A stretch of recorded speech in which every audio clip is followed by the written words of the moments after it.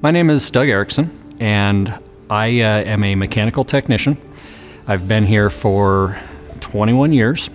I produce or repair transducer wheels for customers. It's about an 8-hour process to go through one repair or to build one new for stock. It's just a long, methodical process of going through and setting everything up correctly to make a good product that will last for our customers. Part of why I enjoy working here is I enjoy being around the people that I work with. There's always a new challenge that comes up, but being a part of the development process has always been, something to be proud of. When something is come to full fruition and you see it being a part of that is nice.